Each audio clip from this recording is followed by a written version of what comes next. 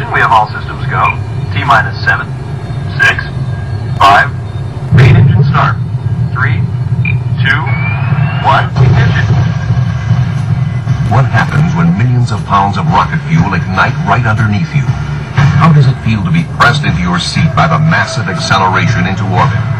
What is it like to have one chance to land a $2 billion spacecraft with 7 lives at stake? This man knows.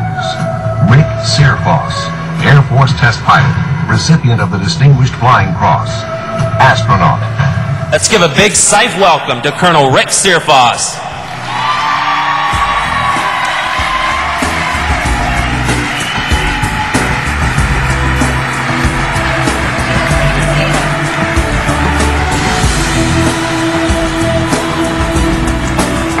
Thank you, Matt. It is wonderful to be here tonight. You know, if I could bottle up the energy that's in this room right now, I could invent a new kind of rocket fuel. We'd be on Mars in no time flat. This is fantastic. Now, let's hear it. Let's hear it for yourself. Great job.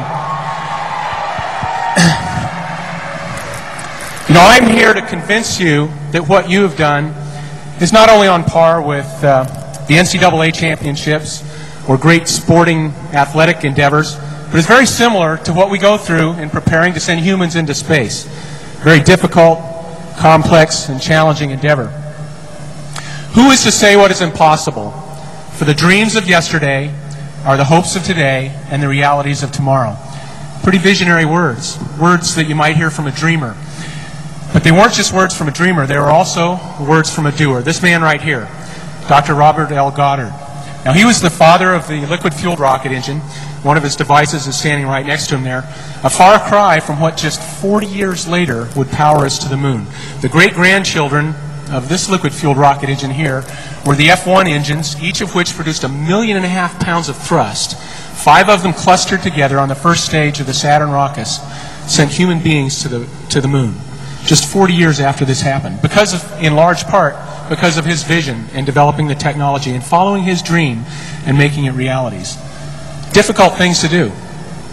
In fact, when President Kennedy in 1961 set the stage for this incredible race to the moon, in the same speech where he set that objective before the end of the decade, putting Americans on the surface of the moon, he also said, "We choose to do these things not because they are easy, but because they are hard."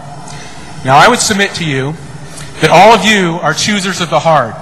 You wouldn't be here. You wouldn't have taken on this competition. You wouldn't be members of SIFE. You wouldn't be going the extra mile if you weren't that kind of person. And I believe very much you're the kind of people that are in the astronaut corps, that are trying to push back frontiers and do new things and provide service in very difficult and challenging endeavors. Rick Searfoss, launching teams, exploring leadership. As shuttle commander for the STS-90 Neurolab mission in 1998, Rick Searfoss built a team so intricately synchronized that hundreds of neurological experiments were completed, far beyond the ambitious goals of this, the most complex space research mission ever. I need to lay a framework out for you. It's a framework I use when I'm involved in team and leadership kinds of activities to kind of keep myself balanced. You notice there's a lot of P's in that. That's another thing pilots like, things that they can remember easily in the heat of battle. These are the 4 P's for team success. First of all, you have to have a passion for your purpose or your mission or what it is you're all about. I know you've got that. I've seen it over and over and over again just tonight in the last few hours. Beyond that, though, you have to take it beyond the vision and the imaginations and so forth. You have to take it into a plan and execute it. You have to have a program. And I'm sure with your preparations for the competition, you've done quite well with that also. Finally, to really make it happen, you have to have people. You have to be in tune to people's needs. All of the people on your team contribute tremendously to your effort. And if all of those elements aren't balanced and aren't kept in perspective, you're not going to be nearly as successful as those teams and those people who understand the proper balance of those things.